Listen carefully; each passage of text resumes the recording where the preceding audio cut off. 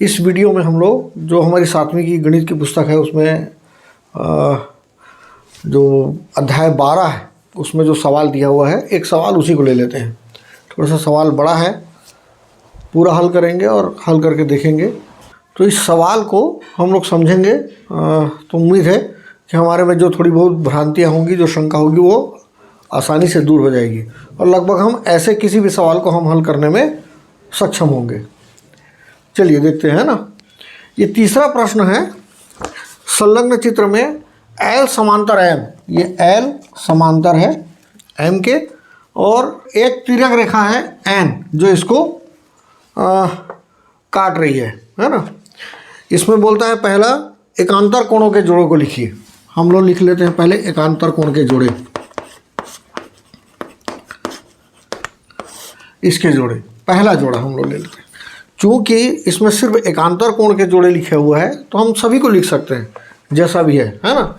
जैसे अगर हम शुरू से करना शुरू करते हैं तो कोण 1 और कोण 7 हो जाएगा। ये कोण 1 ऊपर में और कोण 7 नीचे में, इस रेखा के दाहिनी ओर और इस रेखा के बाईं ओर। फिर दूसरा हो जाएगा कोण 4, कोण 6, ये कोण 4 और ये कोण 6।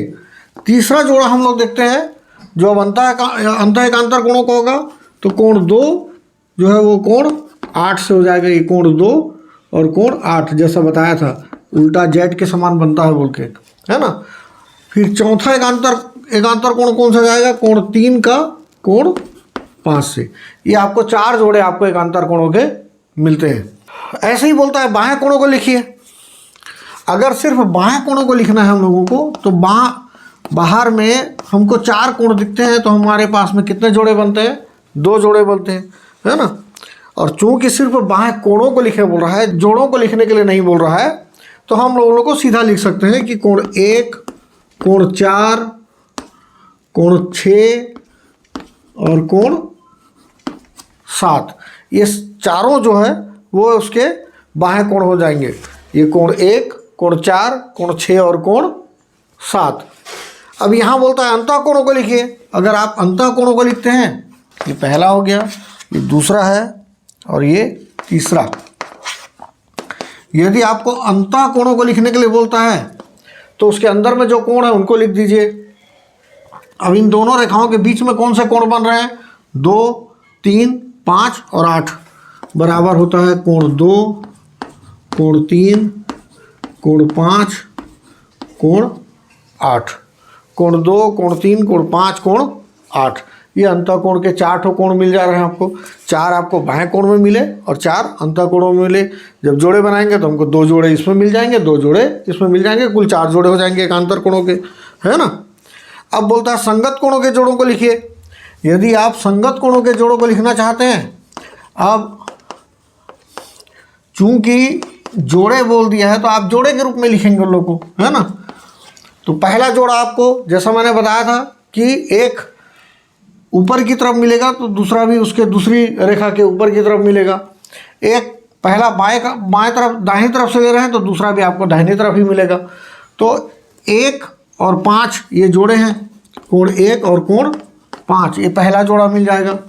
दूसरा जोड़ा आप देखने जाएंगे तो कोण 2 और कोण 6, मतलब ये हमको मिल गया है। फिर ये दूसरा मिल जाएगा हमको, कोण 2 और कोण 6, कोण 2 और कोण 6। तीसरा जोड़ा आपको इस तरफ में कोण 4 और कोण 8 आपको मिल जाएगा, कोण 4 और कोण 8। और चौथा जोड़ा मिल जाएगा आपको ये 3 और 7, कोण 3 का कोण 7 के साथ जोड़े बनेंगे। और ऐसे जोड़े वास्तव में वो तो बराबर ही होते हैं, इसको ध्यान रखेंगे, है ना। मैंने बराबर के रूप में भी उनको नहीं लिखा है, सिर्फ जोड़ों को लिखने बोला था, जोड़ों को लिख के बता दे रहे हैं अपन।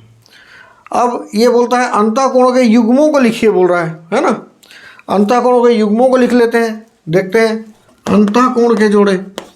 अंतः कोणों के जोड़ों के रूप में लिख रहा है तो हम लोग यहाँ पर चूंकि कहीं कहीं सवालों में एक ठो ये आता है, तिर्यक रेखा के एक ही ओर के जो अंतः कोण होते हैं उनके जोड़े बना लेते हैं।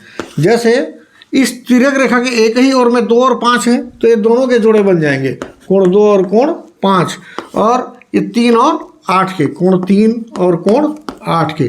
मैं बता दूं एक चीज़ है इसमें जो हम लोग अभी यहाँ पर नहीं पढ़े हैं वैसे, कि अगर दो समांतर रेखाओं को एक तिर्यक रेखा काटती है तो इस एक ही ओर के जो अंतःकोण होते हैं उनका योग 180 अंश होता है। जैसे कोण 2 और कोण 5 का योग 180 अंश होगा, कोण 3 और कोण 8 का योग 180 अंश होगा। इसमें से आपको एक तो न्यून कोण और एक को आपको अधिक कोण दिखेगा। ये अधिक कोण है तो ये आपको न्यून कोण के रूप में दिखेगा, ऐसा हो जाता है। तो ये दोनों के आपस में योग 180 अंश होता है। आगे वाले कहीं ना कहीं सवालों में आपको इसका उपयोग मिलेगा, और हम बाकी कोणों को ज्ञात करने के लिए जाएंगे तो भी हमको दिख जाएगा।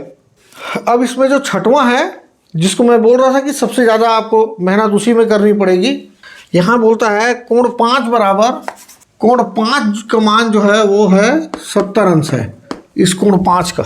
ठीक है, एक तरीका ये है कि आप कोण 5 के आधार पर जितने भी संगत कोण हैं, एकांतर कोण है, उन सबको आप लिख लीजिए, पहले आप ज्ञात कर लीजिए, उसके बाद फिर आगे बढ़िए, है ना।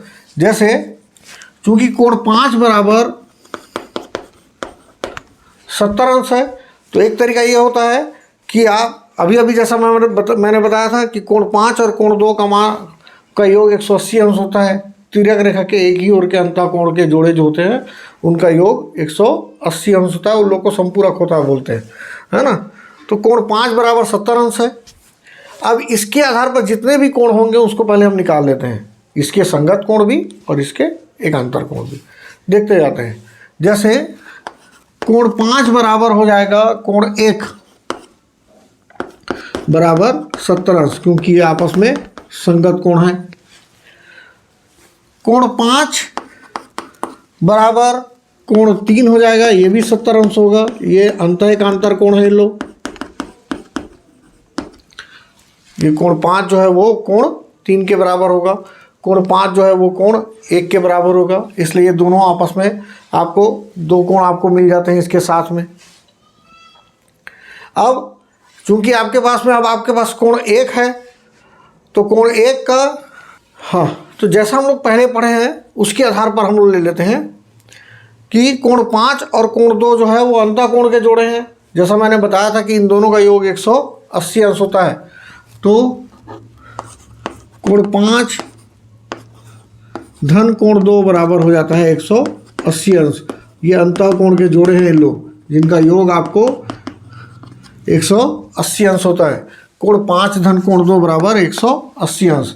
चूंकि कोण 5 हमको मालूम है 70 अंश का है, तो हम लोग लिख सकते हैं 180 ऋण 70 अंश, तो कोण 2 बराबर हो जाएगा 110 अंश। अब हमारे पास में कोण 2 भी है, हमारे पास में 180 अंश। अगर हम देखते हैं तो हमारे पास एक कोण था, ये 2 कोण हमको मालूम चल गया, ये दूसरा कोण मालूम चल गया, ये तीसरा कोण मालूम चल गया, ये चौथा कोण मालूम चल गया, कोण 2 भी है ना। कोण 2 बराबर 110 अंश। अब कोण 2 के हम लोग अगर देखते हैं, कोण 2 का संगत कोण कौन सा है, कोण 6, मतलब कोण 2 बराबर कोण 6 बराबर हो जाएगा 110 अंश। और कोण 2 का एकांतर कोण कौन सा है, कोण 2 बराबर कोण 8, ये कोण 2 बराबर कोण 8 बराबर भी क्या हो जाएगा 110 अंश। मतलब आपको कौन कौन से कोण मालूम चल गए हैं कि 5 के आधार पर आपको कोण 1 मालूम चल गया, 5 के आधार पर आपको ये 3 मालूम चल गया था, कोण 2 भी आपको मालूम चल गया, ये 110 अंश का है ना। अब कोण 2 के आधार पर आपको मालूम चल गया कोण 6, ये भी 110 अंश का है। कोण 2 के आधार पर आपको ये भी मालूम चल गया कोण 8, ये भी 110 अंश का है। अब आपके पास में सिर्फ 2 ही कोण आपको दिख रहे हैं जानने के, एक कोण 4 और एक कोण 7। तो हम लोग जानते हैं कि कोण 1 का बाह्य एकांतर कोण हो जाएगा कोण 7, तो कोण 1 बराबर हो जाएगा कोण 7। ये क्या हो जाएगा, बाह्य एकांतर कोण है, और कोण 1 का मान कितना आया है 70 अंश, तो कोण 1 बराबर कोण 7 बराबर हो जाएगा 70 अंश। ये है हमारा बाह्य एकांतर कोण। चूँकि हम लिखते जाना हम लोग को है, क्योंकि हमको मालूम होना चाहिए कि हमने क्यों इनको बराबर मान रहे हैं हम इसको। ऐसे ही आपके पास में कोण 6 है, कोण 6 का बाह्य एकांतर कोण कौन सा जाएगा, कोण 4। हम लोग लिख सकते हैं कोण 6 बराबर कोण 4। अब कोण 6 जो है आपको मालूम चल गया है, कोण 6 जो है वो 110 अंश का है, तो कोण 6 बराबर कोण 4 बराबर क्या हो जाएगा 110 अंश, है ना। अब आपको सारे कोण आपको मालूम चल जाते हैं। तो इसमें से एक ही स्थिति आती है ये वाली जब आपको दूसरी चीज़ इस्तेमाल करनी पड़ती है, बाकी सब आपको एकांतर कोणों और संगत कोणों के आधार पर आप निकालते हैं। तो ये तरीका है पूरे सवाल को समझने का। जब तक आप एक दो बार इसको अभ्यास नहीं करेंगे तब तक आपको आसानी से ये समझ में नहीं भी आता है। मैंने एक छोटी सी कोशिश करी है, उम्मीद है आपको समझ में आया होगा। तो इसमें ऐसे और भी कोई सवाल हैं, है ना, कोशिश करूंगा उनको भी बनाकर दिखाने का। उम्मीद है आपको मेरा ये वीडियो पसंद आया होगा। अगर पसंद आया है तो ज़रूर लाइक करिए, कमेंट करिए। यदि इससे संबंधित कोई सवाल हो तो मुझे ज़रूर बताइए जिसको मैं आपको बनाकर दिखा सकूं। वैसे इससे संबंधित अभी जो और सवाल प्रश्नावली में है वो मैं अगले वीडियो में आपको बनाकर दिखाऊंगा। धन्यवाद।